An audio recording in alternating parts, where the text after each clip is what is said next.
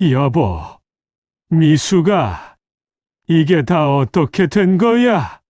박 사장, 당신 회사 엄처리 못해서 최종 부도야. 박정우는 자신의 환갑 잔치를 위해 예약한 한정식 집 앞에서 모든 것이 무너지는 것을 느꼈다. 며칠 전부터 연락이 안 되던 하청업체 사장들과 은행 직원들이 들이닥쳤다. 우리 돈 내놔. 당장. 평생을 바친 인테리어 자재 회사가 무너지는 순간이었다. 정우는 망연자실해 아내 오미숙에게 전화를 걸었다. 신호만 갈 뿐 받지 않았다. 불안한 마음에 딸 지연에게 전화했다. 지연아, 너희 엄마 연락 되니? 아빠, 지금 그게 문제가 아니에요. 엄마가 제 결혼자금 통장이랑 아빠 비상금 통장 전부 해지해서 들고 나갔어요. 정훈의 머릿속이 하얘졌다. 그 순간 정훈의 폰으로 문자 한 통이 도착했다. 믿었던 부하 직원 김영철 실장이었다. 사장님, 그동안 감사했습니다. 오 여사님은 제가 잘 모시겠습니다. 찾지 마십시오. 사진 한 장이 함께 전송되었다. 공항 라운지였다. 아내 미숙이 김 실장의 어깨에 다정하게 기댄 채 정훈이 환갑 선물로 사주려 했던 명품 스카프를 두르고 환하게 웃고 있었다. 정훈은 그 자리에서 거친 숨을 몰아쉬며 쓰러졌다. 이 일이 벌어지기 불과 한 달 전까지만 해도 박정훈의 인생은 평범하고 안정적이었다. 아니, 적어도 그렇게 보였다. 오전 6시 30분. 정훈은 언제나처럼 알람보다 먼저 눈을 떴다. 30년간 몸에 밴 습관이었다. 옆자리에는 미숙이 새근거리며 자고 있었다. 정훈은 조심스럽게 이불을 덮어주고 침대에서 일어났다. 거실을 지나 주방으로 향했다. 믹스커피를 한 잔 타서 베란다로 나갔다. 경기도 외곽의 아파트 베란다에서 내려다 보이는 새벽 풍경은 고요했다. 정훈은 따뜻한 커피를 한 모금 마시며 오늘 할 일들을 머릿속으로 정리했다. 회사 창고에 들어올 자재 확인, 오전에 만날 거래처, 사장과의 미팅, 그리고 오후에는 김영철 실장이 말한 그 대형 건설라 계약건. 김 실장은 이번 계약이 성사되면 회사가 한 단계 더 도약할 수 있다고 장담했었다. 여보, 벌써 일어났어? 뒤에서 미숙의 목소리가 들렸다. 정훈이 고개를 돌리자 잠옷 차림의 미숙이 머리를 헝클어진 채 서 있었다. 응, 오늘 일찍 나가야 해서. 맨날 그렇게 일만 하면 어떡해. 혈압약은 챙겨 먹었어? 아직. 지금 먹으려고. 미숙이 정훈의 커피잔을 받아들고 주방으로 들어갔다. 곧 약봉지를 들고 나왔다. 자, 물이랑 같이 먹어. 요새 얼굴이 왜 이렇게 피곤해 보이는지 몰라. 괜찮아. 다음 달이면 내 환갑이잖아. 그때까지만 좀 바쁘면 돼. 미숙의 얼굴에 잠깐 이상한 표정이 스쳤다. 하지만 정훈은 그걸 알아차리지 못했다. 환갑 말이야, 내가 생각해둔 게 있는데. 뭔데? 리마인드 웨딩 같은 거 하면 어떨까 싶어서. 우리 결혼할 때 제대로 못했잖아. 그때는 돈도 없고 해서 사진관에서 간단하게만 찍었는데. 미숙의 눈이 반짝였다. 정말? 진짜 그럴 거야? 그럼. 평생 고생만 시켰는데 그 정도는 해줘야지. 그리고 유럽 여행도 가자. 내가 가고 싶다던 프랑스, 이탈리아. 여보. 미숙이 정훈의 팔을 붙잡았다. 그 순간만큼은 진심으로 기뻐하는 것 같았다. 아침 7시 40분. 정훈은 깔끔하게 정장을 입고 회사로 향했다. 경기도 외곽 공단 지역에 위치한 그의 회사 정훈종합자재는 30년 전 정훈이 맨손으로 시작한 곳이었다. 처음에는 작은 창고 하나로 시작했다. 인테리어 자재를 납품하는 일이었다. 새벽같이 일어나 자재를 실어 나르고 밤늦게까지 거래처를 돌아다니며 영업을 했다. 손에 굳은 살이 박이고 허리가 휘어지도록 일했다. 지연이가 태어났을 때도 병원비가 없어서 친척들에게 돈을 빌렸었다. 미숙은 그때 많이 울었다. 아이 기저귀 값도 제대로 못 벌어오는 남편을 보며 한숨을 쉬었다. 하지만 정우는 포기하지 않았다. 성실하게 정직하게 일했다. 거래처와의 약속은 반드시 지켰고 자재의 질은 절대 타협하지 않았다. 그렇게 조금씩 회사는 커졌다. 지금은 직원이 15명, 연 매출 30억 정도 되는 중견기업이 되었다. 대단한 건 아니지만 정훈에게는 자랑스러운 성과였다. 사장님, 안녕하십니까? 회사 문을 열고 들어서자 김영철 실장이 환하게 웃으며 다가왔다. 40대 중반의 김 실장은 10년 전 정훈의 회사에 입사했다. 영업에 능했고 말주변이 좋았다. 정훈은 그를 믿고 중요한 일들을 맡겼다. 영철 씨, 오늘 그 건설사 미팅 준비는 다 됐나? 물론입니다, 사장님. 제가 완벽하게 준비했습니다. 이번 계약만 따내면 우리 회사 앞으로 3년은 먹고 들어갑니다. 그래. 근데 계약금이 좀 크다고 했지? 예, 성계약금으로 2억이 필요합니다. 하지만 걱정 마십시오. 계약만 성사되면 수익이 10억은 넘습니다.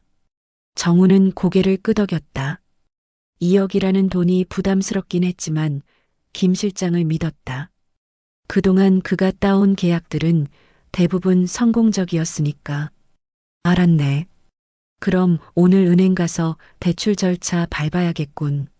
네, 제가 서류 다 준비해뒀습니다. 사장님은 도장만 찍으시면 됩니다. 오전 10시, 정우는 김 실장과 함께 은행을 찾았다. 대출 상담을 하는 동안 김 실장은 매끄럽게 설명했다. 정우는 서류를 대충 훑어보고 도장을 찍었다. 사장님, 이 서류에도 한 번만 더 찍어 주십시오. 이건 뭔가? 아, 연대보증 관련 서류입니다.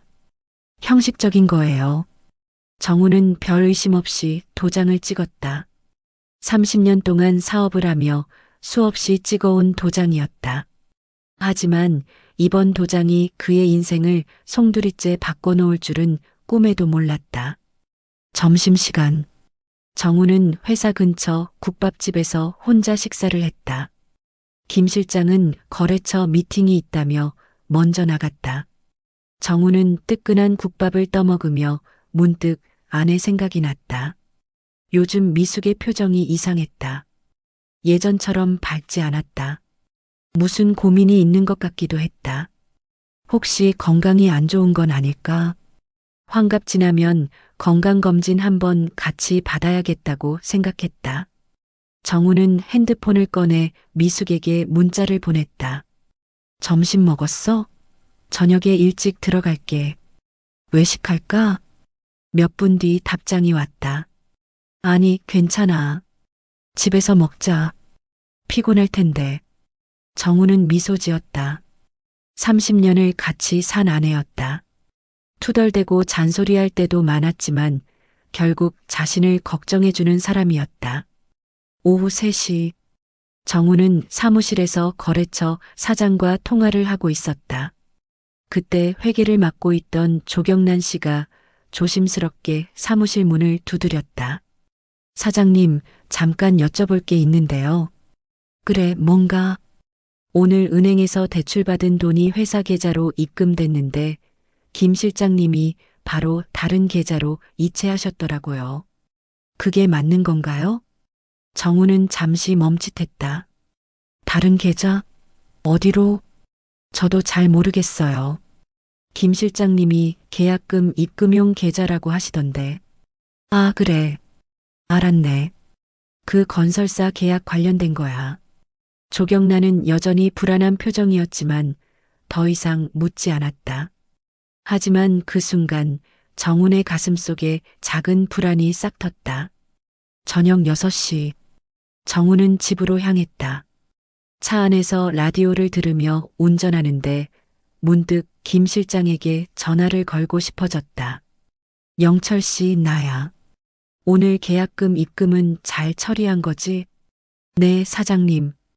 걱정 마십시오. 다 처리했습니다. 그래, 그럼 됐네. 그 건설사 담당자한테도 확인 연락 갔고? 당연하죠. 내일 오전에 최종 서류 사인하러 갑니다. 알았네. 수고했어. 전화를 끊고 나서도 왠지 마음이 편치 않았다. 하지만 정우는 그 불안을 애써 떨쳐냈다. 김 실장을 믿어야 한다고 10년을 함께 일한 사람인데 의심하면 안 된다고 스스로를 다독였다. 집에 도착하자 미숙이 저녁을 차려놓고 있었다. 된장찌개와 제육볶음, 그리고 김치. 정훈이 좋아하는 메뉴들이었다. 왔어? 응. 맛있겠다. 두 사람은 마주 앉아 저녁을 먹었다. 대화는 많지 않았다.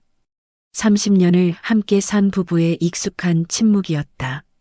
지연이는 요즘 어떻게 지내나? 잘 지내지 뭐. 회사 일이 바쁘다고 하던데. 그래. 우리 딸 참 대견해. 혼자서도 잘 살아가고. 미숙이 젓가락질을 멈추고 정훈을 바라봤다. 여보. 왜? 아니, 그냥. 미숙은 무언가 말하려다 멈췄다. 정훈은 그 표정을 보며 다시 한번 이상함을 느꼈다. 하지만 물어보지 않았다. 물어봐도 대답하지 않을 것 같았다. 그날 밤 정훈은 침대에 누워 천장을 바라봤다.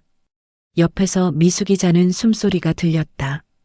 내일이면 환갑까지 딱 한 달이 남는다. 인생 60년. 길다면 긴 세월이었다. 정훈은 눈을 감았다. 그리고 생각했다. 앞으로 10년만 더 일하면 회사를 정리하고 조용히 은퇴할 수 있을 것이다. 그때는 미숙이랑 시골에 작은 집이라도 하나 사서 텃밭이나 가꾸며 살면 좋겠다고. 하지만 그런 평범한 꿈이 이루어질 수 없다는 것을 정우는 아직 몰랐다. 다음 날 아침, 정우는 평소보다 일찍 일어났다. 오늘은 김 실장이 건설사와 최종 계약을 맺는 날이었다. 기분 좋게 출근하려던 찰나 핸드폰이 울렸다. 사장님, 저 경란인데요. 큰일 났어요. 조경란의 목소리가 떨리고 있었다. 무슨 일인가? 어제 거래처 사장님들이 전화하셨는데 우리 회사 어음이 부도 직전이래요. 은행에서도 연락 왔어요. 정훈의 머릿속이 하얘졌다. 뭐, 그게 무슨 소리야? 어음은 다 처리했는데? 그게 처리가 안 됐나 봐요. 김 실장님이 처리한다고 하셨는데. 영철이는 지금 어디 있나? 연락이 안 돼요, 사장님. 아침부터 계속 전화하는데 꺼져 있어요. 정우는 급하게 옷을 입고 회사로 향했다. 차를 몰면서도 손이 떨렸다. 김 실장에게 수없이 전화를 걸었지만 계속 꺼져 있었다. 회사에 도착하자 이미 몇몇 거래처 사장들이 와 있었다. 그들의 얼굴은 험악했다. 박 사장, 당신 도대체 뭐 하는 거야? 우리 돈은 언제 줄 건데? 잠깐만, 지금 확인 중이니까. 확인은 무슨, 벌써 몇 달째야. 어음도 부도나고. 정우는 은행에 전화를 걸었다. 담당 직원의 목소리는 차갑했다. 박 사장님, 회사 계좌에 돈이 하나도 없습니다. 어제 대출 받으신 2억도 전부 인출되셨고요. 뭐라고요? 그건 내가 인출한 게 아닌데요. 서류상으로는 사장님 명의로 되어 있습니다. 정우는 그제야 깨달았다. 어제 김 실장이 찍으라고 한 도장들. 그게 전부 함정이었던 것이다. 급하게 김 실장의 집으로 전화했다. 하지만 그의 아내조차 연락이 닿지 않았다. 오전 11시, 정우는 경찰서에 신고를 하려고 했다. 하지만 변호사 상담을 받아보니 서류상으로는 정훈 본인이 돈을 인출한 것으로 되어 있어서 입증이 어렵다는 것이었다. 사장님, 일단 회사 자산부터 정리하셔야 합니다. 지금 상태로는 부도를 막을 수가 없어요. 정우는 주저앉았다. 30년. 30년을 일궈온 회사가 하루아침에 무너지고 있었다. 그때 핸드폰이 울렸다. 미숙이었다. 정우는 떨리는 손으로 전화를 받았다. 여보, 지금 어디야? 집에 와봐. 무슨 일인지 이야기 좀 해. 미수가 회사가 큰일 났어. 영철이 그 자식이 나를 속였어. 돈을 다 가지고 도망갔어. 전화 너머로 침묵이 흘렀다. 그리고 미숙이 조용히 말했다. 그래. 알았어. 나도 할 말이 있어. 정우는 급하게 집으로 향했다. 하지만 집에 도착했을 때 그를 기다리고 있는 건 텅 빈 집이었다. 옷장은 반쯤 비어 있었다.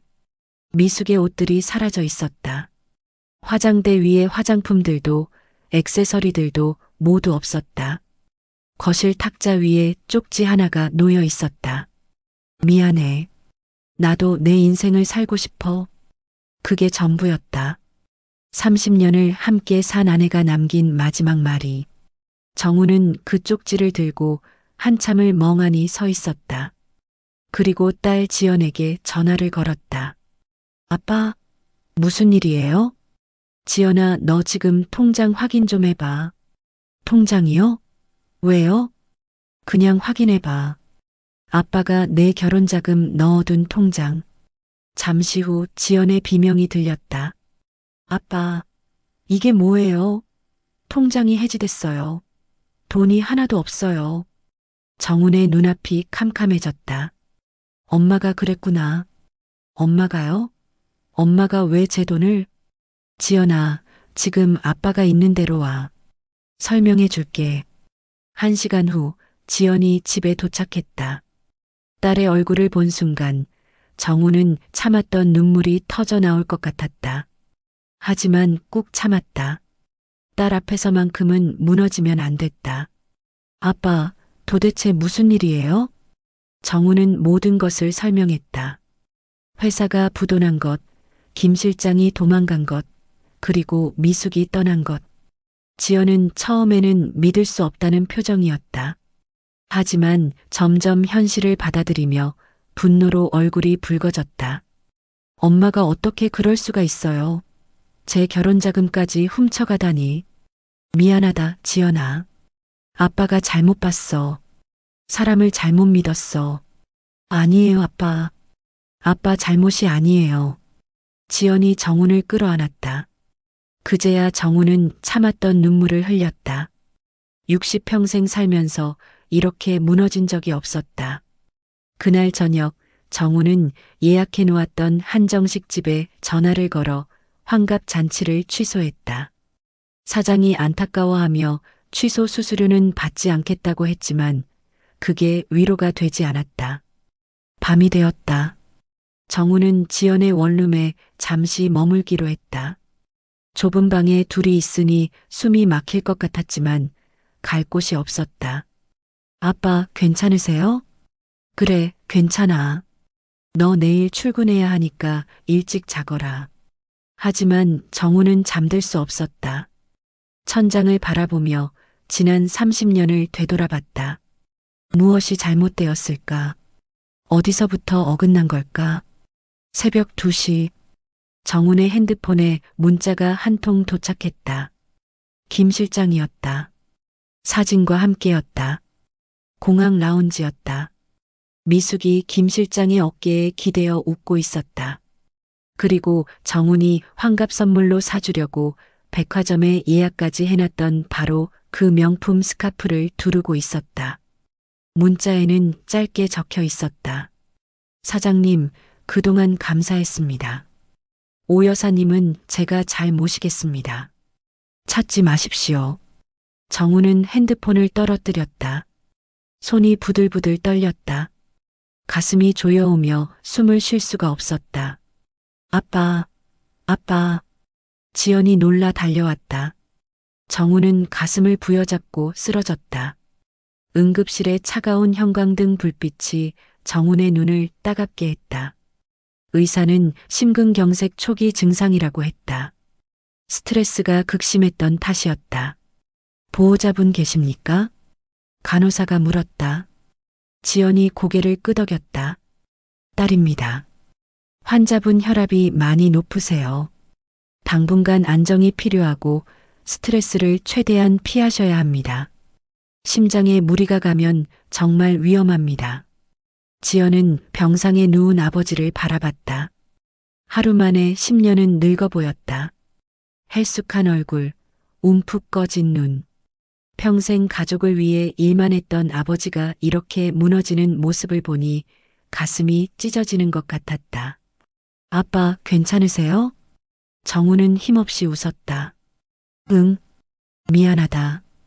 딸한테 폐만 끼치네. 무슨 말씀을 그렇게 하세요? 저 아빠 딸이잖아요. 사흘간 입원했다. 그동안 정훈의 상황은 더욱 악화되었다. 은행에서는 대출금 상환 독촉이 들어왔고 거래처 사장들은 매일같이 전화로 돈을 내놓으라고 협박했다. 회사 건물과 집은 곧 경매로 넘어갈 예정이었다. 변호사는 파산 신청을 하라고 권했지만 그러면 평생 신용불량자로 살아야 했다. 아빠, 우선 제 원룸에서 지내세요. 제가 알아볼게요. 아니다. 너한테 이 이상 폐는 끼칠 수 없어. 아빠. 지연아, 아빠는 괜찮아. 나 혼자 있을 곳 찾을 수 있어.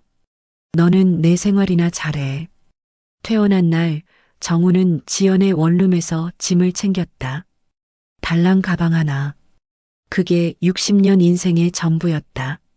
아빠, 진짜 가시는 거예요? 그래. 아빠 연락할 곳 있으니까 걱정 마. 사실 아무 데도 없었다. 하지만 딸에게 걱정을 끼치고 싶지 않았다. 정훈이 향한 곳은 시내의 한 찜질방이었다. 10,000원이면 하루를 보낼 수 있었다. 사우나도 하고 찜질방에서 잠도 잘 수 있었다. 찜질방 로비에 들어서자 특유의 습한 공기가 코를 찔렀다. 카운터에서 10,000원을 내고 열쇠를 받았다. 어서 오세요. 편히 쉬다 가세요. 직원은 기계적으로 인사했다. 정우는 고개를 숙이고 안으로 들어갔다. 탈의실에서 옷을 벗고 찜질복으로 갈아입었다. 거울에 비친 자신의 모습이 낯설었다. 언제 이렇게 초라해졌을까? 사우나에 들어가 뜨거운 물로 온몸을 씻었다. 하지만 씻어도 마음속의 더러움은 지워지지 않았다. 찜질방 대청에는 사람들이 가득했다. 가족 단위로 온 사람들, 친구들끼리 온 젊은이들, 그리고 정훈처럼 갈 곳 없는 사람들. 정훈은 구석자리에 자리를 잡았다. 벽에 기대어 눈을 감았다. 귀에서는 텔레비전 소리, 아이들 웃음소리, 사람들의 대화 소리가 뒤섞여 들렸다. 이 아저씨, 여기 자주 오시나 봐요. 옆자리에서 중년 남자가 말을 걸었다. 정우는 눈을 뜨고 그를 바라봤다. 50대 후반쯤 되어 보이는 남자였다. 처음입니다. 그래요? 근데 표정이 예사롭지 않으시네. 무슨 일 있으세요? 아니요, 별일 아닙니다. 그러시군요. 저는 3개월째 여기 살고 있습니다. 이혼하고 갈 데가 없어서요. 아저씨도 조심하세요. 여기 한번 들어오면 나가기 힘듭니다. 남자는 쓸쓸하게 웃으며 자리에서 일어났다. 정우는 그 말이 가슴에 박혔다. 나도 저렇게 되는 건가? 찜질방을 전전하며 사는 신세가 되는 건가? 밤이 깊어갔다. 찜질방 불이 하나둘 꺼지고 사람들은 잠자리에 들었다. 정훈도 매트를 깔고 누웠다. 하지만 잠이 오지 않았다. 천장을 바라보며 생각했다. 미숙은 지금 어디서 뭘 하고 있을까? 김 실장과 함께 해외 어딘가에서 호화롭게 지내고 있을까?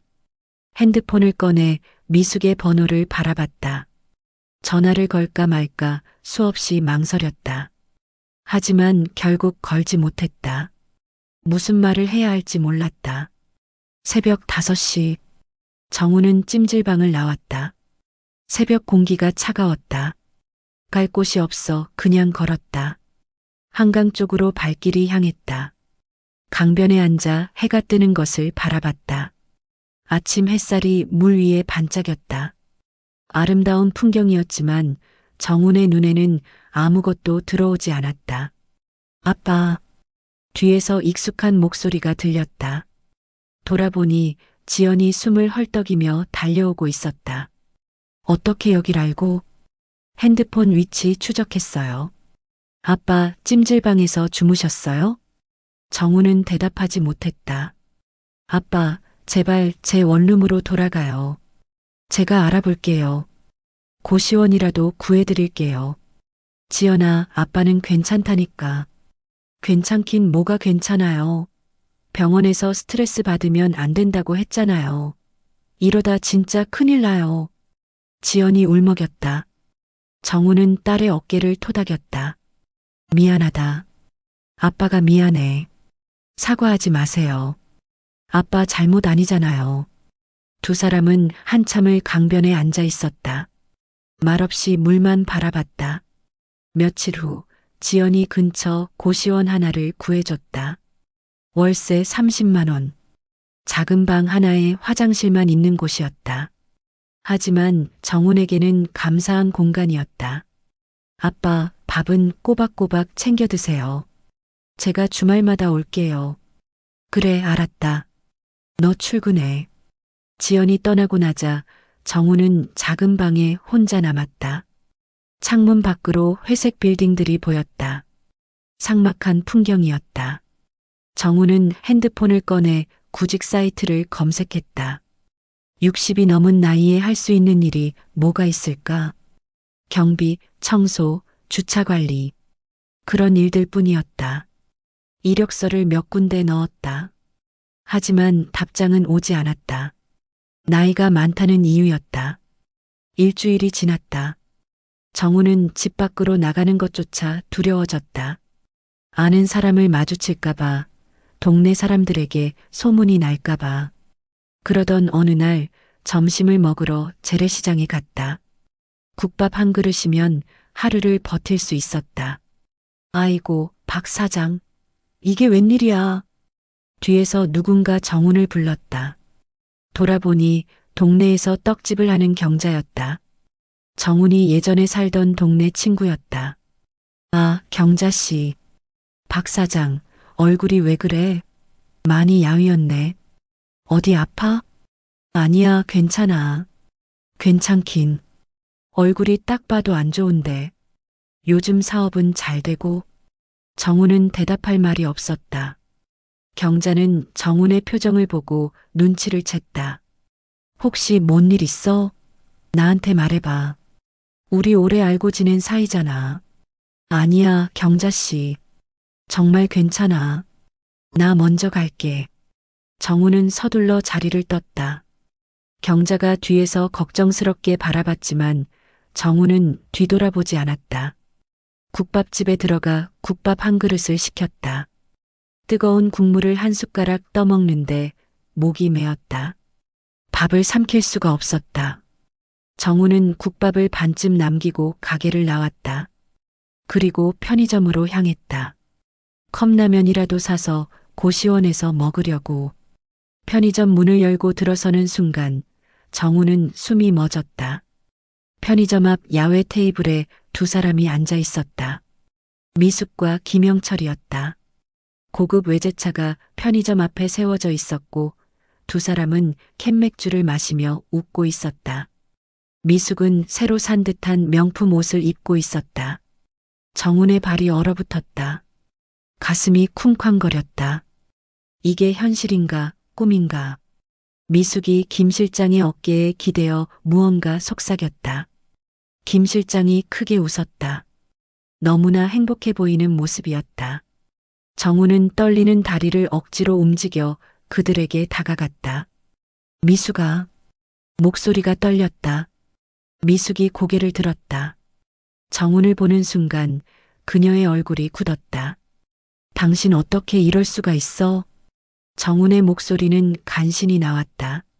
미숙은 정훈의 남루한 차림을 위에서 아래로 훑어봤다. 그리고 경멸의 눈빛으로 쏘아봤다. 누추하게 왜 이래? 사람 망신시키지 말고 꺼져. 뭐라고? 미수가 정신 차려. 우리 30년을 같이 살았잖아. 지연이는? 우리 딸은 어떻게 하고? 김영철이 비웃으며 일어났다. 사장님, 아직도 상황 파악이 안 되십니까? 이제 오 여사님은 제 사람입니다. 더 이상 귀찮게 하지 마십시오. 김영철이 정훈을 밀쳤다. 정훈이 비틀거렸다. 이 사람들아, 내가 평생 모은 돈을 내 딸 혼수금까지 훔쳐가서 이렇게 쓰는 거야. 주변 사람들이 쳐다보기 시작했다. 미숙의 얼굴이 붉어졌다. 시끄러워. 당신이 무능해서 그렇게 된 거잖아. 30년을 일했으면서 변변한 것 하나 못 남기고. 뭐? 이게 다 당신이 무능해서 그런 거야. 나도 이제 내 인생 살 거야. 당신 같은 무능한 사람하고는 더 이상 못 살겠어. 미숙이 정훈의 뺨을 후려쳤다. 정훈의 머리가 옆으로 돌아갔다. 주변 사람들이 웅성거렸다. 다시 나는 척하지 마. 경찰 부를 거야. 김영철이 미숙의 손을 잡고 차로 향했다. 미숙은 뒤도 돌아보지 않았다. 차 문이 닫히고 엔진 소리가 울렸다. 그리고 차는 그렇게 떠나갔다. 정훈은 그 자리에 서서 차가 사라지는 것을 바라봤다. 주변 사람들의 시선이 따가웠지만 움직일 수가 없었다. 다리에 힘이 풀렸다. 정훈은 그대로 바닥에 주저앉았다. 눈물이 흘러내렸다. 소리 없이 오열했다. 편의점 주인이 걱정스럽게 다가왔다. 아저씨, 괜찮으세요? 물 좀 드릴까요? 정훈은 대답하지 못했다. 그저 고개를 저을 뿐이었다. 한참을 그렇게 앉아 있었다. 지나가는 사람들은 정훈을 힐끗힐끗 쳐다보며 지나갔다. 누구도 멈추지 않았다. 해가 지고 어둠이 내렸다. 정훈은 겨우 몸을 일으켜 고시원으로 돌아왔다. 작은 방문을 닫고 침대에 쓰러졌다. 핸드폰을 꺼내 지연에게 전화를 걸까 했지만 그러지 못했다. 딸에게 이 꼴을 보여줄 수 없었다. 정훈은 베개에 얼굴을 묻고 울었다. 60평생 이렇게 무력한 적이 없었다. 이렇게 비참한 적이 없었다. 다음 날 아침 정훈은 일어나지 못했다. 온몸에 힘이 없었다. 밥도 먹기 싫었고 물도 마시기 싫었다. 지연이 전화를 걸었지만 받지 않았다. 그냥 누워서 천장만 바라봤다. 이틀째 되던 날 지연이 고시원으로 찾아왔다. 아빠, 왜 전화를 안 받으세요? 지연이 문을 두드렸다. 정훈은 힘없이 일어나 문을 열었다. 아빠, 왜 이래요? 밥은 드셨어요? 응.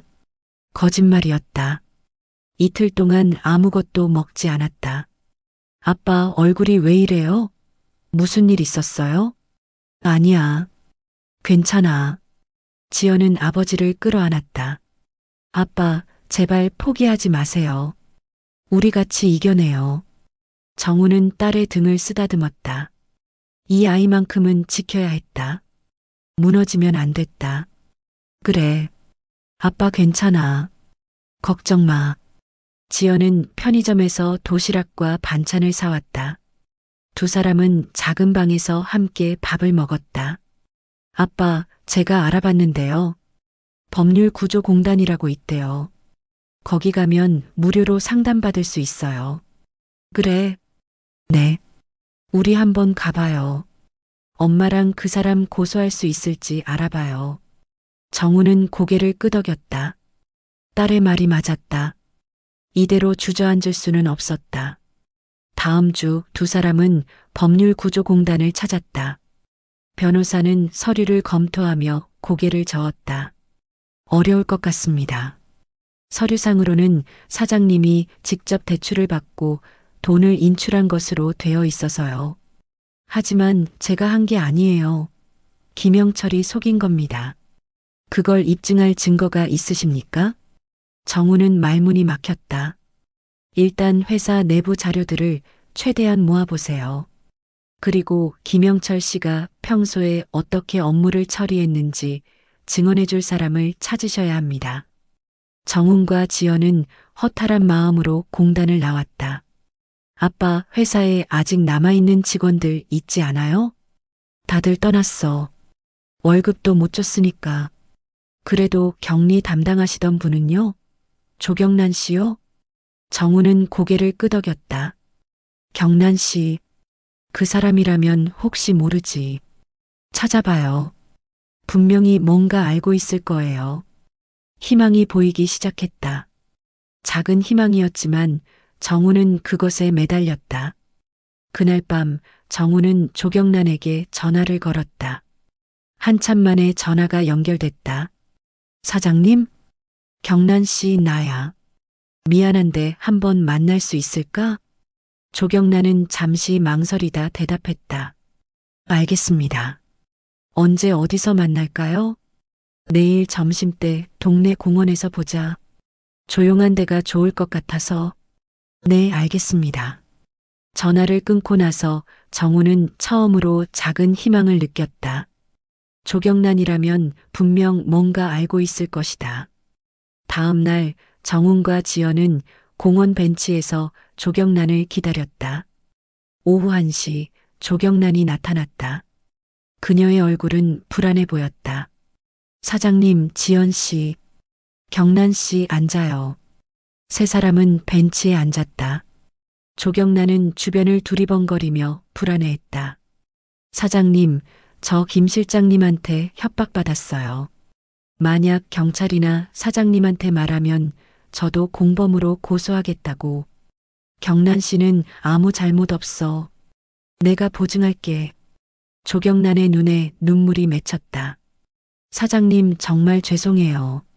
제가 좀 더 일찍 말씀드렸어야 했는데. 괜찮아. 그보다 혹시 증거 같은 거 가지고 있나? 조경란은 떨리는 손으로 가방에서 USB 하나를 꺼냈다. 이게 뭔가요? 지연이 물었다. 회사 비밀 장부예요. 김 실장님이 몰래 빼돌린 자금 내역이 다 들어있어요. 정훈의 눈이 커졌다. 정말인가? 네. 그리고 사모님이 사장님 인감을 훔쳐서 김 실장님한테 준 것도 알고 있어요. 제가 그 현장을 봤거든요. 정훈의 가슴이 철렁 내려앉았다. 미숙이가 직접? 네. 죄송합니다, 사장님. 조경란이 고개를 숙였다. 그리고 더 충격적인 말을 덧붙였다. 그리고 사장님 몇 달 전에 건강검진 받으셨잖아요. 심장이 안 좋다고 나왔던 거. 응, 그랬지. 사모님도 그거 알고 있었어요. 제가 서류 정리하다가 우연히 들었는데 사모님이 김 실장님한테 말하는 걸 들었어요. 사장님이 오래 못 살 거라고, 그러니까 지금 빨리 돈을 빼내야 한다고. 정훈은 숨이 멎는 듯 했다. 옆에서 지연이 분노로 떨었다. 뭐라고요? 엄마가 그런 말을? 죄송합니다. 제가 더 일찍 말씀드렸어야 했어요. 정훈은 아무 말도 할 수 없었다. 모든 것을 알고 있었다. 자신이 아프다는 것도, 오래 살지 못할 수도 있다는 것도. 그럼에도 불구하고 자신을 버렸다. 아니, 이용했다. 정훈은 벤치에 주저앉았다. 머릿속이 하얘졌다. 30년을 함께 산 사람이 자신의 병을 알고도, 아니, 그것을 이용해서 돈을 빼돌렸다는 사실이 믿기지 않았다. 아빠, 괜찮으세요? 지연이 아버지의 어깨를 붙잡았다. 정훈은 힘없이 고개를 끄덕였다. 경란 씨, 이 USB에 있는 자료들, 법정에서 증거로 쓸 수 있을까? 네, 제가 회사 공식 자료들을 백업해 둔 거예요. 김 실장님 명의로 된 비밀 계좌 내역도 있고, 사장님 인감으로 위조된 서류들도 다 들어있어요. 경란 씨, 정말 고마워요. 이거면 충분해요. 지연이 USB를 꼭 쥐었다. 그런데 조심하세요. 김 실장님이 알면 가만히 있지 않을 거예요.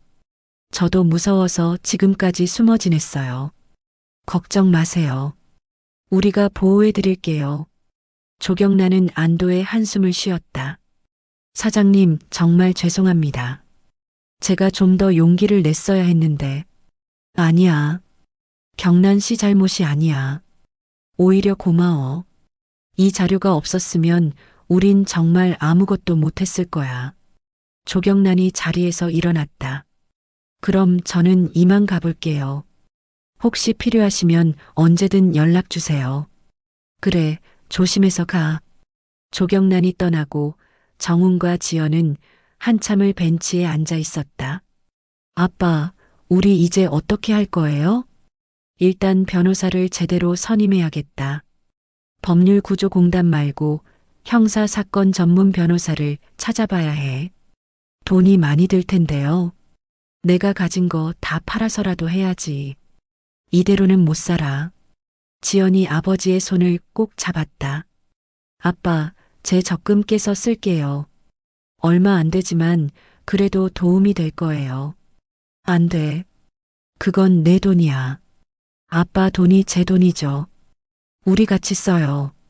정훈의 눈시울이 붉어졌다. 이렇게 훌륭한 딸을 둔 것이 그나마 위안이었다. 다음 날 두 사람은 형사 전문 변호사 사무실을 찾았다. 지연이 인터넷으로 검색해서 찾은 곳이었다. 사무실은 강남 한복판에 있었다. 어서 오십시오. 박정훈 사장님 맞으시죠? 40대 중반의 변호사가 반갑게 맞아주었다. 이름은 강민호 변호사였다. 네, 전화로 말씀드린 사람입니다. 자리에 앉으시죠. 자세한 이야기를 들어봐야겠습니다. 정우는 처음부터 끝까지 모든 상황을 설명했다. 회사 부도, 김영철의 배신, 그리고 아내의 도주까지. 강 변호사는 메모를 하며 진지하게 들었다. 증거 자료는 있으신가요? 네, 여기요. 지연이 USB를 건넸다. 강 변호사는 노트북에 연결해서 파일들을 확인했다. 이거 굉장히 중요한 자료네요. 회사 장부, 비밀 계좌 내역, 위조된 서류들까지 다 있습니다. 그럼 고소할 수 있을까요? 당연합니다. 횡령죄, 사문서, 위조죄, 배임죄 등 여러 죄목으로 고소할 수 있습니다. 특히 부인께서 인감을 훔쳐서 사용한 것은 중대한 범죄 행위입니다. 정우는 한숨을 쉬었다. 부인도 같이 고소하셔야 합니다. 공범이니까요. 아내를. 정우는 말끝을 흐렸다.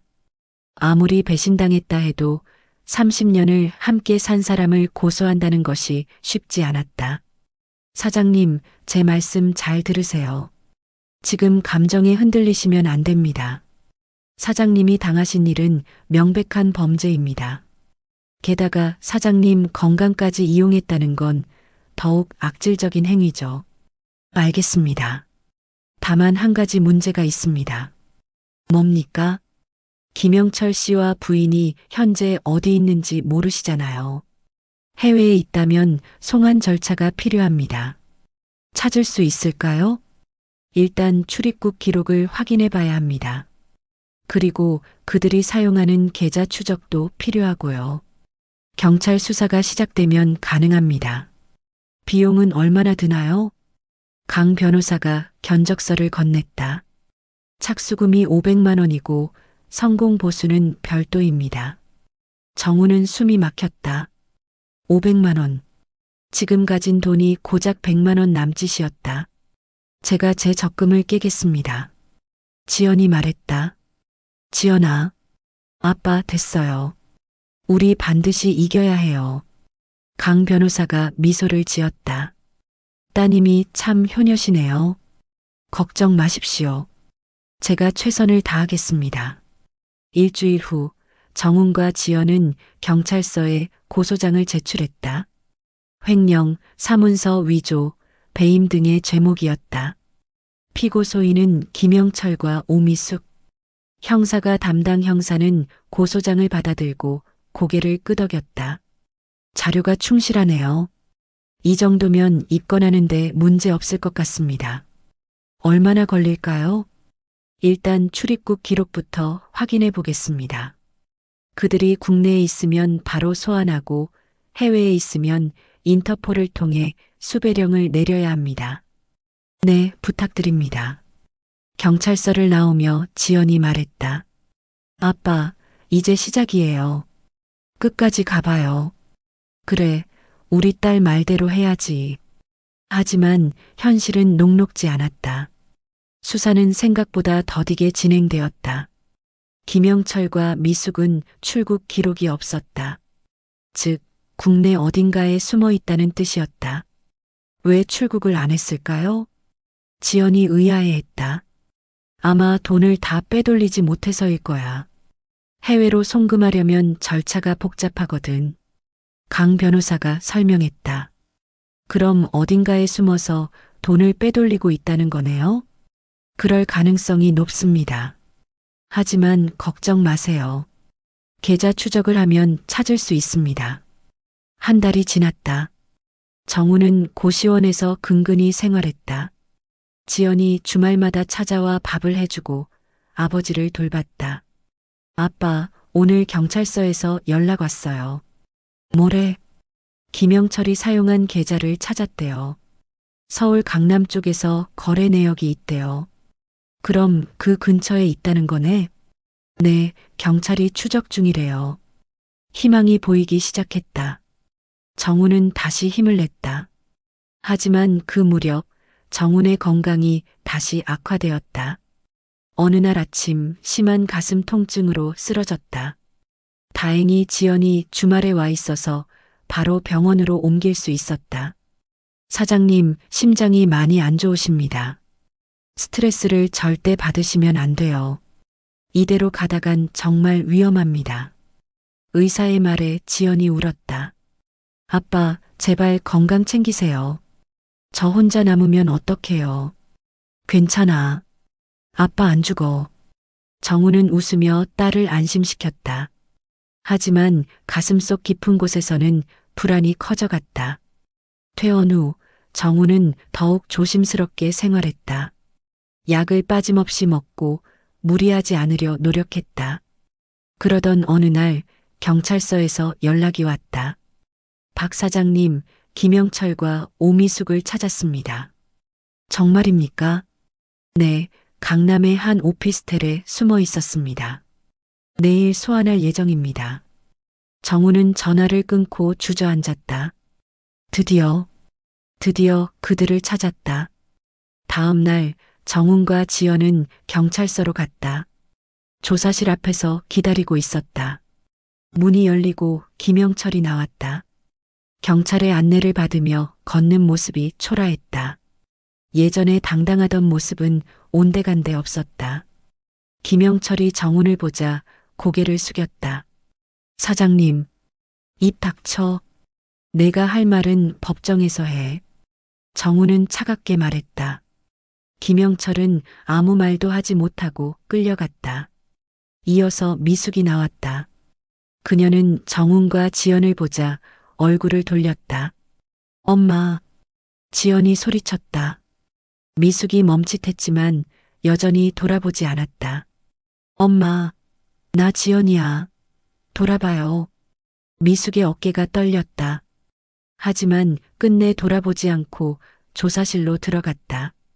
지연이 울음을 터뜨렸다. 저 사람이 어떻게 우리 엄마일 수가 있어요. 어떻게? 정훈이 딸을 끌어안았다. 울지 마. 이제 다 끝날 거야. 조사는 하루 종일 이어졌다. 저녁이 되어서야 담당 형사가 나왔다. 박 사장님, 두 사람 다 혐의를 인정했습니다. 특히 조경란 씨가 제공한 자료가 결정적이었습니다. 구속됩니까? 네, 내일 영장 청구할 예정입니다. 증거가 확실하니까 기각될 일은 없을 겁니다. 정우는 안도의 한숨을 쉬었다. 감사합니다. 고생하셨습니다. 앞으로 재판 절차가 남았지만 걱정하지 마십시오. 경찰서를 나오며 지연이 말했다. 아빠, 이제 좀 숨통이 트이네요. 그래. 하지만 아직 끝난 게 아니야. 재판에서 이겨야 해. 이길 거예요. 우리가 진실이잖아요. 한 달 후 1차 공판이 열렸다. 법정에는 정훈과 지연, 강민호 변호사가 출석했다.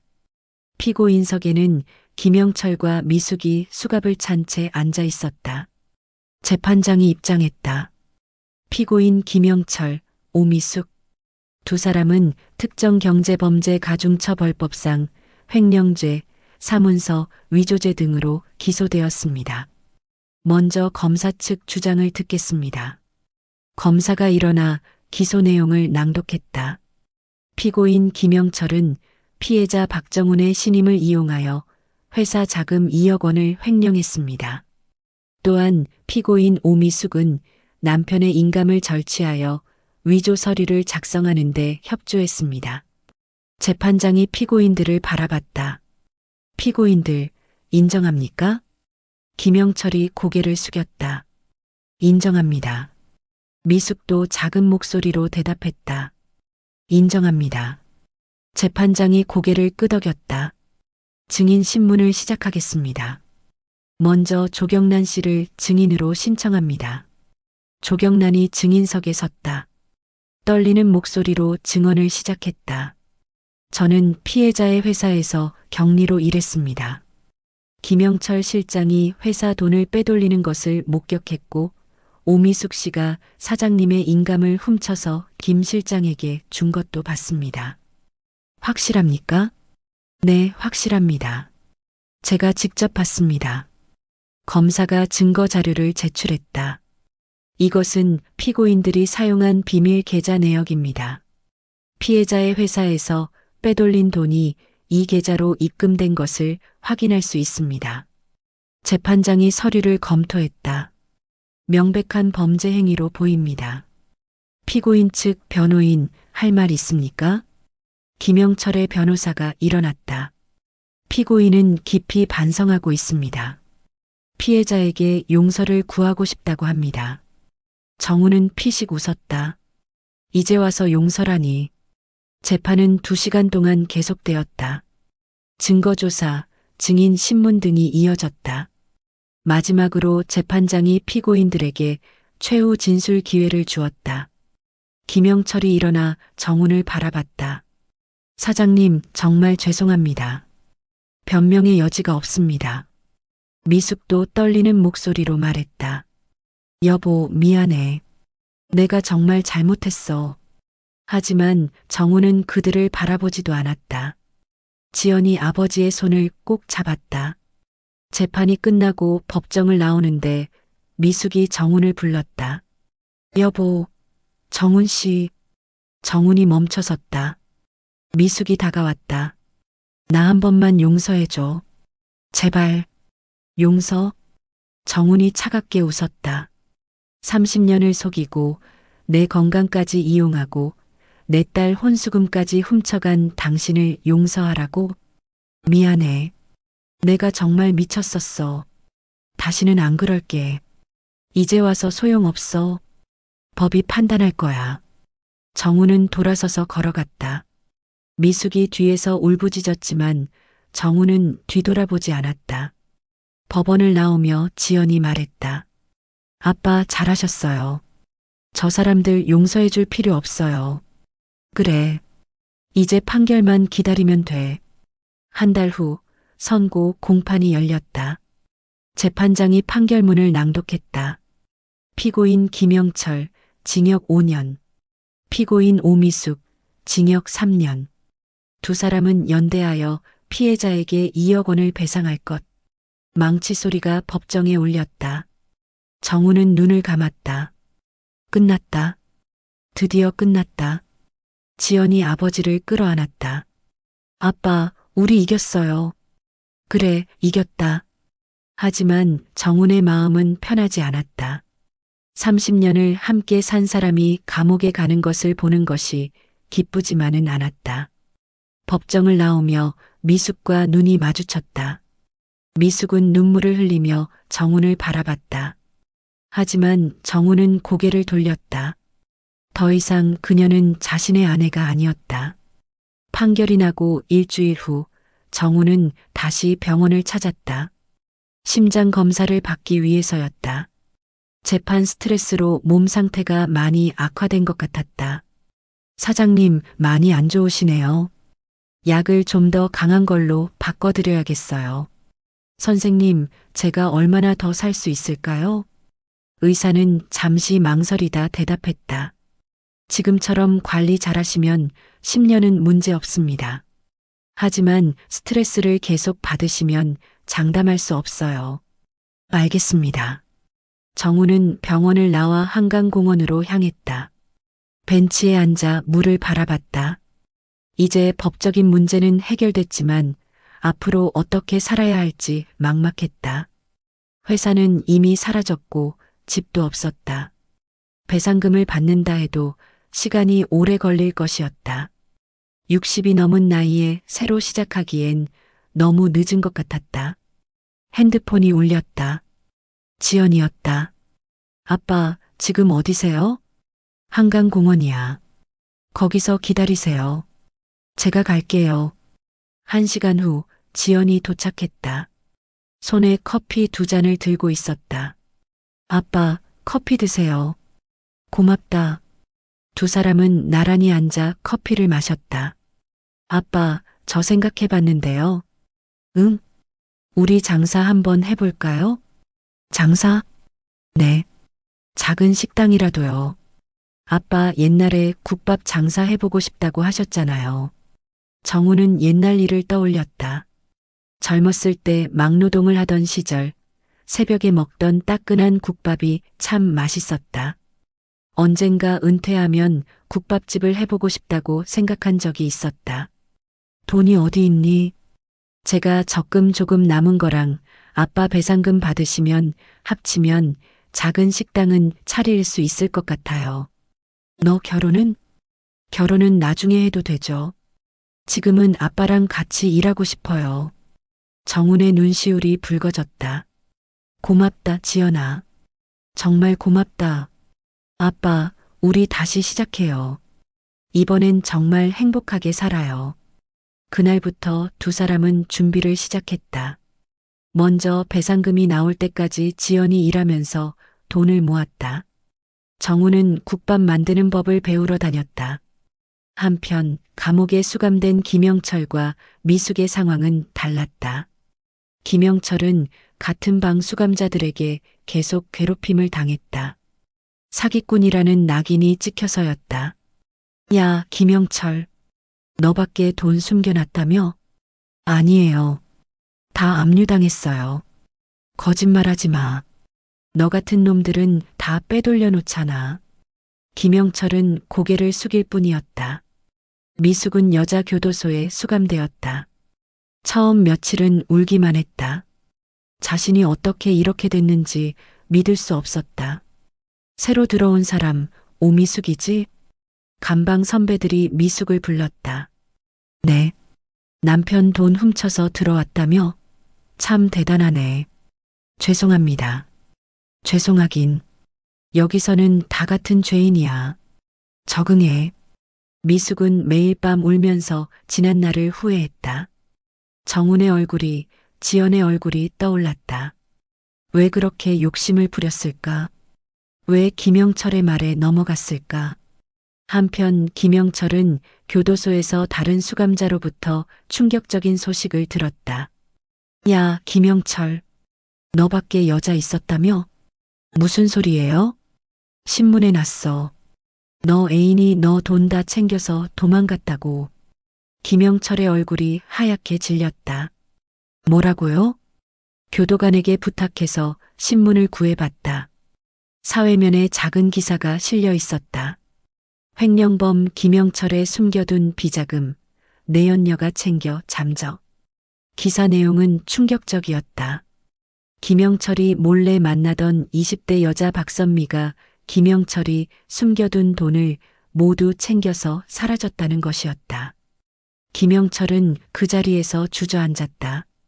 5억 원. 자신이 마지막까지 숨겨둔 돈이었다. 출소하면 그 돈으로 새로 시작하려 했는데. 하하, 이게 천벌이지. 남돈 빼먹은 놈이 또 당했네. 주변 수감자들이 비웃었다. 김영철은 아무 말도 할 수 없었다. 며칠 후 미숙도 그 소식을 들었다. 교도소 안에서도 소문은 빠르게 퍼졌다.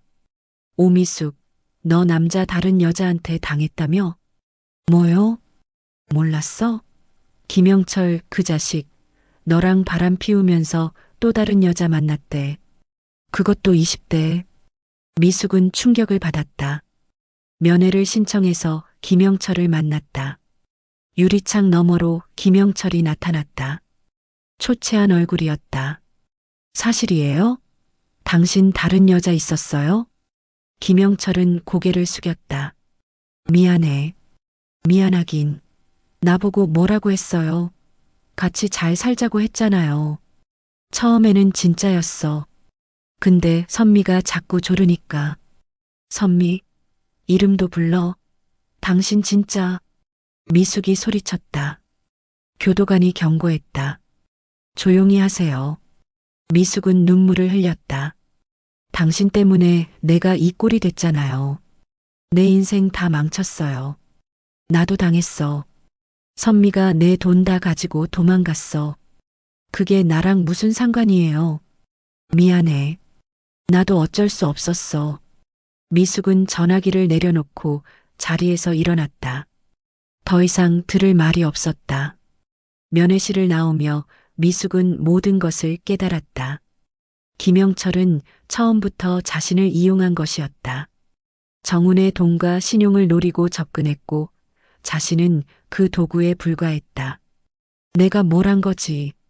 미숙은 감방으로 돌아와 침대에 누웠다. 천장을 바라보며 생각했다. 30년을 함께 산 남편. 성실하고 우직했던 그 사람. 자신을 위해 평생 일했던 그 사람. 그 사람을 배신하고 딸의 돈까지 훔치고 이 무슨 짓을 한 걸까? 엄마. 귀에서 지연의 목소리가 들리는 것 같았다. 여보. 정훈의 목소리도 들렸다. 미숙은 베개에 얼굴을 묻고 소리 없이 울었다. 한편 정훈과 지연은 작은 희망을 키워가고 있었다. 배상금 일부가 먼저 나왔다. 김영철이 숨겨둔 돈 중 일부를 회수한 것이었다. 아빠 5천만 원이에요. 그래, 이 정도면 작은 식당은 할 수 있겠다. 두 사람은 재래시장을 돌아다니며 적당한 자리를 찾았다. 그러다 옛날에 알던 경자의 떡집 근처에 빈 점포를 발견했다. 여기 괜찮은데? 자리도 좋고 사람들도 많이 다니네요. 경자가 떡집에서 나와 두 사람을 발견했다. 아이고, 박 사장. 지연이도 왔네. 경자 씨, 오랜만이야. 여기 뭐하러 왔어? 혹시 장사할 생각이야? 응, 작은 국밥집 하나 차리려고. 그래, 잘 됐네. 여기 좋은 자리야. 내가 주인 아저씨 소개해 줄게. 경자의 도움으로 점포 계약이 순조롭게 진행됐다. 보증금 3천만 원, 월세 200만 원. 부담스럽지만 할만했다. 아빠 가게 이름 뭘로 할까요? 지연이네 정국밥.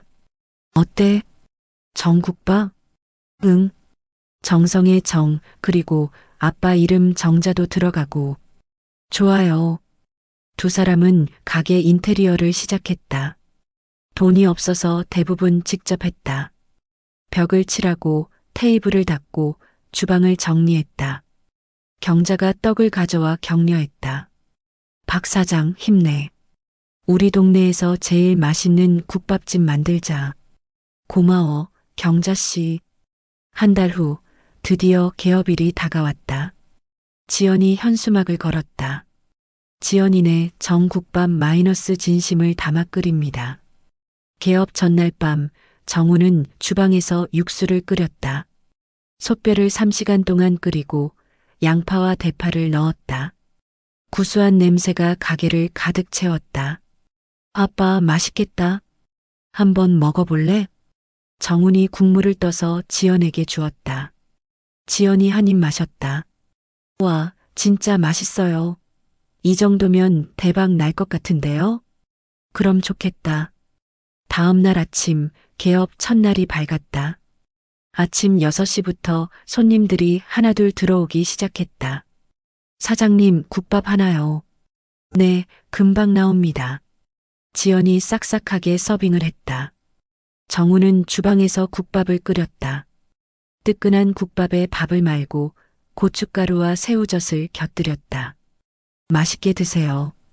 첫 손님이 국밥을 한 숟가락 떠먹고 엄지를 치켜 세웠다. 와, 이거 진짜 맛있네요. 육수가 끝내줘요. 감사합니다. 입소문이 나기 시작했다. 점심시간에는 줄이 섰다. 경자도 떡집 문을 잠깐 닫고 와서 국밥을 먹었다. 박 사장, 대박이네. 이 정도면 장사 잘 될 거야. 다 경자 씨 덕분이야. 무슨 소리. 국밥 맛이 좋으니까 사람들이 오는 거지. 첫날 매출은 80만 원이었다. 많은 돈은 아니었지만 정훈에게는 희망이었다. 아빠, 우리 정말 잘할 수 있을 것 같아요. 그래, 열심히 하자. 그날 밤 정훈은 가게 문을 닫고 주방을 정리하며 눈물을 흘렸다. 60이 넘어 다시 시작하는 것이 두렵기도 했지만 딸과 함께라면 할 수 있을 것 같았다. 한편 교도소의 미숙은 매일 밤 후회의 눈물을 흘렸다. 면회 오는 사람도 없고 편지 한 통 오지 않았다. 세상에서 완전히 잊혀진 것 같았다. 오미숙, 면회 왔어. 어느 날 교도관이 불렀다. 미숙은 깜짝 놀랐다. 누가 온 걸까? 면회실에 가보니 조카가 와 있었다. 고모. 아니, 너 어떡해? 고모 소식 들었어요. 그래서 한번 와봤어요. 고맙다. 고모, 저 하나만 물어볼게요. 왜 그러셨어요? 고모부 그렇게 좋은 분이었잖아요. 미숙은 대답할 말이 없었다. 욕심이었어. 내가 미쳤었어. 지연이는요? 지연이는 만나지도 않을 거야. 당연하지. 지연이 요즘 고모부랑 식당 한대요. 재래시장에서 국밥집. 미숙의 가슴이 철렁했다. 식당을? 네. 제가 우연히 봤어요. 둘이서 열심히 하던데요. 지연이 되게 밝아 보였어요. 미숙은 눈물이 났다. 자신이 없어도, 아니 자신이 없어서 더 행복해 보이는 딸과 남편. 잘 됐다. 그렇게 살아야지. 고모, 후회되시죠? 후회? 매일 후회해. 매 순간 후회해. 조카가 떠나고 미숙은 감방으로 돌아왔다. 그날 밤 미숙은 결심했다. 출소하면 정훈과 지연에게 용서를 구하러 가겠다고. 비록 용서받지 못하더라도 진심으로 사과하겠다고. 시간이 흘렀다. 정훈의 국밥집은 점점 유명해졌다. 단골 손님들이 생겼고 매출도 안정적이었다. 아빠, 이번 달 순수익이 300만 원이에요. 정말? 그 정도나 돼? 네. 우리 이제 안정 궤도에 올랐어요. 정우는 딸을 끌어안았다. 다 내 덕분이야. 무슨 말씀을. 아빠가 국밥을 맛있게 끓이셔서 그렇죠. 두 사람은 웃으며 가게를 정리했다. 그날 저녁 정우는 한강을 산책하며 생각했다. 인생은 참으로 알 수 없는 것이었다. 모든 것을 잃었다고 생각했는데 지금 이렇게 작은 행복을 되찾았다. 물론 옛날처럼 큰 돈을 버는 것은 아니었다. 작은 국밥집에서 하루하루 벌어먹고 사는 것이었다. 하지만 이상하게 마음이 편했다. 핸드폰을 꺼내 미숙에게 보냈던 마지막 문자를 봤다. 그리고 조용히 지웠다. 이제 더 이상 그 사람은 자신의 인생에 없었다. 정우는 하늘을 올려다봤다. 별이 빛나고 있었다. 나 이제 괜찮아. 우리 딸만 있으면 괜찮아. 정우는 미소 지으며 집으로 향했다. 계절이 바뀌었다. 뜨거운 여름이 지나고 선선한 가을이 왔다. 정훈의 국밥집은 이제 동네에서 제법 알아주는 맛집이 되었다. 사장님, 오늘도 국밥 한 그릇이요. 네, 금방 나옵니다. 아침 7시부터 손님들이 줄을 섰다. 출근하는 직장인들, 시장에서 장사하는 상인들, 새벽부터 일하는 노동자들, 모두가 정훈의 국밥을 찾았다. 아버지, 오늘 김치 떨어져 가요. 제가 점심시간에 사올게요. 그래, 수고한다. 지연은 이제 서빙뿐만 아니라 가게 운영 전반을 책임졌다. 재료 주문, 회계 관리, 청소까지. 정우는 주방에서 국밥을 끓이는데 집중했다. 사장님, 국밥 3개 추가요. 네. 정우는 능숙하게 국밥을 담았다. 뜨거운 육수에 밥을 말고 고기를 얹고 파를 뿌렸다. 1년 전만 해도 상상도 못했던 일이었다.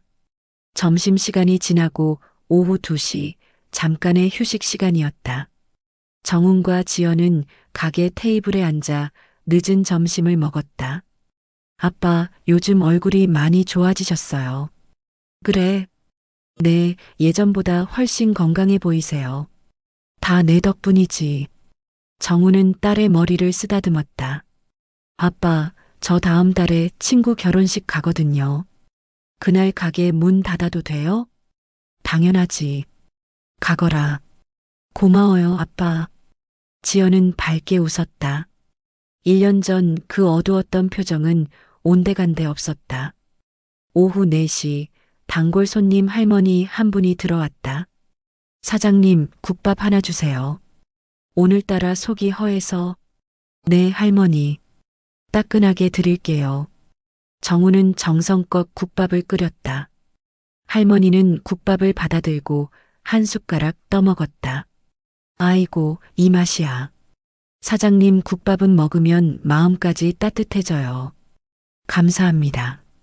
사장님, 따님이랑 둘이서 하시는 거 보면 참 보기 좋아요. 요즘 같은 세상에 부녀가 저렇게 잘 지내는 게 어디 있어요. 정우는 쓸쓸하게 웃었다. 할머니는 그 뒤의 이야기를 몰랐다. 아내가 돈을 들고 도망갔다는 것도, 모든 것을 잃었다는 것도, 그냥 우리 둘이 열심히 사는 거죠. 그래요. 그게 제일 좋은 거예요. 할머니가 떠나고 정우는 주방에서 설거지를 했다. 따뜻한 물에 그릇을 담그며 지난 1년을 돌아봤다. 많은 것을 잃었다. 회사, 집, 재산, 그리고 아내. 하지만 얻은 것도 있었다. 딸과의 깊은 유대감, 소박한 행복, 그리고 무엇보다 마음의 평화. 예전에는 늘 불안했다. 더 많이 벌어야 한다는 강박, 더 성공해야 한다는 압박. 하지만 지금은 달랐다. 하루하루 열심히 일하고 손님들에게 맛있는 국밥을 대접하는 것만으로도 충분했다. 저녁 6시, 저녁 장사가 시작되었다. 퇴근길 직장인들이 하나둘 들어왔다. 사장님, 소주도 팔아요? 네, 있습니다. 그럼 국밥이랑 소주 한 병이요. 정우는 국밥과 소주를 내왔다. 손님은 소주잔을 기울이며 국밥을 먹었다. 아, 이 맛이야. 하루 피로가 싹 풀리네요. 맛있게 드세요. 그 모습을 보며 정우는 뿌듯함을 느꼈다. 자신이 만든 음식으로 누군가를 행복하게 만든다는 것. 그것이 이 일의 가장 큰 보람이었다. 밤 9시 마지막 손님이 떠나고 정훈과 지연은 가게 정리를 시작했다. 아빠, 오늘 매출 괜찮았어요. 90만 원 나왔어요. 그래, 잘 됐네. 요즘 꾸준히 잘 되고 있어요. 이러다 내년에는 가게 하나 더 낼 수도 있겠어요. 천천히 하자. 욕심내지 말고. 정우는 딸의 어깨를 토닥였다. 욕심. 그것이 모든 화근의 시작이었다는 것을 이제는 알았다. 한편 교도소의 미숙은 출소일을 한 달 앞두고 있었다. 3년형을 받았지만 모범수로 지내서 6개월 일찍 나오게 된 것이었다. 오미숙 나가면 뭐 할 거야? 같은 방 수감자가 물었다. 모르겠어. 일단 딸한테 사과하러 가야지. 용서해 줄까? 모르겠어. 안 해줘도 당연하지. 그래도 가봐야 해. 미숙은 매일 밤 정훈과 지연을 떠올렸다. 꿈에서도 그들이 나왔다. 미안하다고 용서해달라고 외치지만 그들은 뒤도 돌아보지 않았다. 출소 일주일 전 미숙은 교도소 상담사와 면담을 했다. 나가서 무슨 일 하실 계획이세요? 일단 식당 같은 데서 설거지라도 해야죠. 제 나이에 뭘 할 수 있겠어요. 가족은요? 가족은 없어요. 제가 다 버렸죠. 상담사가 안타까운 표정을 지었다. 그래도 다시 시작하세요. 아직 늦지 않았어요. 고맙습니다. 드디어 출소일이 다가왔다. 2년 6개월. 길다면 긴 시간이었다. 미숙은 교도소 정문을 나서며 깊은 숨을 들이마셨다. 자유의 공기였다. 하지만 전혀 기쁘지 않았다. 갈 곳도 돌아갈 집도 없었다. 주머니에는 출소 지원금 몇십만 원이 전부였다. 미숙은 지하철을 타고 옛날에 살던 동네로 향했다. 동네는 많이 변해 있었다. 새로운 건물들이 들어서고 낯선 가게들이 생겼다. 미숙은 천천히 걸으며 주변을 둘러봤다. 재래시장에 도착했다. 옛날에 자주 장을 보러 오던 곳이었다. 미숙은 시장 골목을 걷다가 한 가게 앞에서 멈춰섰다. 지연이네 정국밥. 간판이 눈에 들어왔다. 미숙의 가슴이 철렁했다. 설마 저기가. 가게 안을 들여다봤다. 정훈이 주방에서 국밥을 끓이고 있었다.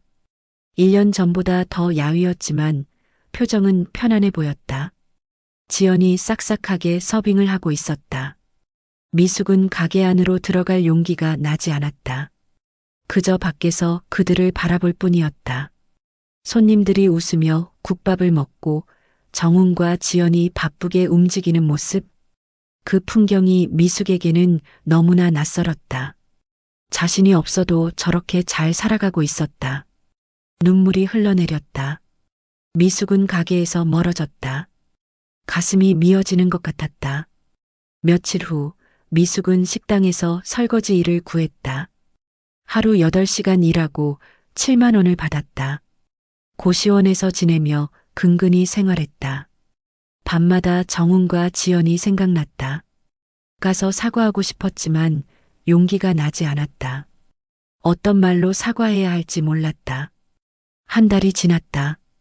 어느 추운 겨울날 저녁이었다. 미숙은 일을 마치고 고시원으로 돌아가는 길에 다시 재래시장을 지나갔다. 습관처럼 정훈의 가게 앞으로 발길이 향했다. 마감 시간이 가까워서인지 손님이 별로 없었다. 미숙은 가게 밖에서 망설였다. 들어갈까 말까? 수없이 망설였지만 결국 들어가지 못했다. 그때 가게 안에서 지연이 나왔다. 쓰레기를 버리러 나오는 길이었다. 두 사람의 눈이 마주쳤다. 엄마. 지연이 깜짝 놀라 멈춰섰다. 지연아. 미숙의 목소리가 떨렸다. 여기서 뭐해요? 그냥 지나가다가. 출소하셨어요? 응, 일주일 전에. 침묵이 흘렀다. 지연은 복잡한 표정으로 미숙을 바라봤다. 잘 지냈어요? 응, 잘 지냈어. 아빠는요? 안에 계세요. 미숙은 가게 안을 힐끗 쳐다봤다. 정훈이 주방에서 설거지를 하고 있었다. 지연아. 나 한마디만. 뭐요? 미안해. 정말 미안해. 엄마가 정신이 나갔었어. 지연의 눈시울이 붉어졌다. 이제 와서 무슨 소용이에요. 다 지난 일인데. 알아. 그래도 꼭 하고 싶었어. 미안하다고. 저 들어갈게요. 지연이 돌아서서 가게로 들어갔다. 미숙은 그 뒷모습을 바라보며 눈물을 흘렸다. 가게 안에서 지연이 정훈에게 무언가 말하는 것이 보였다. 정훈이 밖을 내다봤다. 미숙과 눈이 마주쳤다. 정훈은 잠시 미숙을 바라보다가 다시 고개를 돌렸다. 그리고 주방으로 들어갔다. 미숙은 그 자리에 서서 한참을 울었다. 추운 겨울바람이 뺨을 때렸지만 움직일 수가 없었다. 가게 불이 하나둘 꺼졌다. 마감 시간이었다. 미숙은 돌아서려 했다. 하지만 발이 떨어지지 않았다. 그때 가게 문이 열렸다. 정훈이 나왔다. 손에 국밥 한 그릇을 들고 있었다. 정훈은 미숙에게 다가와 가게 앞 평상에 국밥을 툭 내려놓았다. 먹어. 여보. 여보라고 부르지 마. 이제 남이야. 정훈의 목소리는 차갑고 단호했다. 미안해. 정말 미안해. 미숙이 울먹이며 말했다. 미안하다고 다 되는 줄 알아? 내 딸 혼수금까지 훔쳐간 당신을 내가 어떻게 용서해? 알아. 내가 잘못했어. 내가 미쳤었어. 용서한 거 아니야. 그냥 불쌍해서 주는 거야. 다신 찾아오지 마. 정우는 돌아서서 가게로 들어갔다. 그리고 문을 닫았다. 미숙은 차가운 평상에 주저앉았다. 앞에 놓인 뜨거운 국밥을 보며 서럽게 울음을 터뜨렸다. 소리내어 울었다. 지나가는 사람들이 쳐다봤지만 미숙은 신경 쓰지 않았다. 국밥에서 김이 모락모락 피어올랐다. 미숙은 떨리는 손으로 숟가락을 들었다. 국물을 한 숟가락 떠먹었다. 따뜻했다. 그리고 구수했다. 정훈의 맛이었다. 30년을 함께 살면서 먹었던 그 맛. 미숙은 국밥을 먹으며 계속 울었다. 눈물이 국밥에 뚝뚝 떨어졌다. 가게 안에서 정훈도 주방 구석에 숨어 눈물을 닦고 있었다. 끓어오르는 감정을 주체할 수 없었다. 아빠. 지연이 조용히 다가와 아버지의 등을 쓸어주었다. 괜찮아요. 그래, 괜찮다. 정훈은 눈물을 훔치고 억지로 웃었다. 우리 딸만 있으면 아빤 다 괜찮아. 저도요, 아빠. 저도 아빠만 있으면 괜찮아요. 두 사람은 서로를 껴안았다. 밖에서는 미숙이 여전히 국밥을 먹으며 울고 있었다. 차가운 겨울바람이 불었지만 국밥만큼은 따뜻했다. 미숙은 국밥을 다 먹고 숟가락을 내려놓았다. 그리고 가게 문을 향해 고개를 숙여 절을 했다. 정훈 씨, 지연아. 정말 미안해. 고마워. 그리고 천천히 일어나 걸어갔다. 뒤돌아보지 않았다. 더 이상 그들에게 폐를 끼칠 수 없었다. 미숙은 고시원으로 돌아가 침대에 누웠다. 배는 따뜻했지만 마음은 여전히 차가웠다. 이게 내가 받아야 할 벌이구나. 미숙은 천장을 바라보며 생각했다. 앞으로 평생 이 죄책감을 안고 살아가야 할 것이다. 그것이 자신이 치러야 할 대가였다. 한편 정훈의 가게는 평온한 일상으로 돌아갔다. 다음 날도 그 다음 날도 손님들이 찾아왔고 정훈과 지연은 열심히 일했다. 아버지, 오늘 신문에 우리 가게 나왔어요. 뭐? 지연이 지역신문을 펼쳐 보였다. 재래시장에 숨은 맛집 특집 기사에 정훈의 가게가 소개되어 있었다. 와, 대박이다. 이거 손님 더 늘어나겠는데? 그러게요. 좋은 일이에요. 정훈은 기사를 읽으며 미소 지었다. 사진 속 자신과 지연의 모습이 행복해 보였다. 인생이 참 알 수 없는 거구나.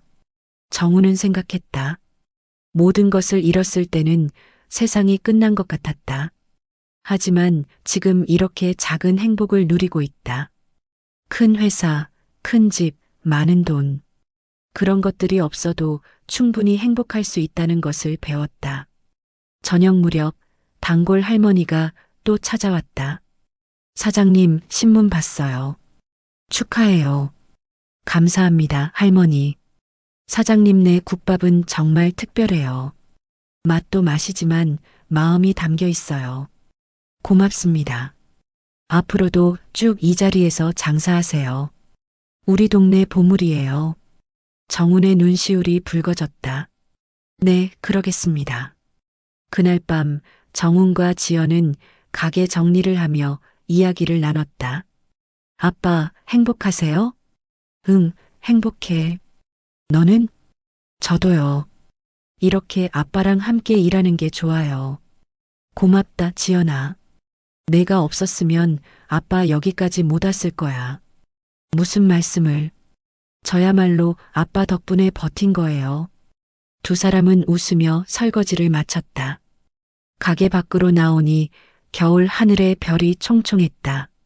정우는 하늘을 올려다보며 깊은 숨을 들이마셨다. 미수가 잘 살아. 너도 내 길을 찾아가. 정우는 마음속으로 조용히 말했다. 이제는 더 이상 미운 마음도 원망하는 마음도 없었다. 그저 각자의 길을 가면 되는 것이었다. 아빠, 집 가요. 그래, 가자. 부녀는 나란히 걸어갔다. 재래시장의 불빛이 그들의 뒷모습을 따뜻하게 비췄다. 가게 간판 지연이네 정국밥이 겨울 밤하늘 아래 환하게 빛났다. 정성의 정, 진심의 정, 그리고 박정훈의 정.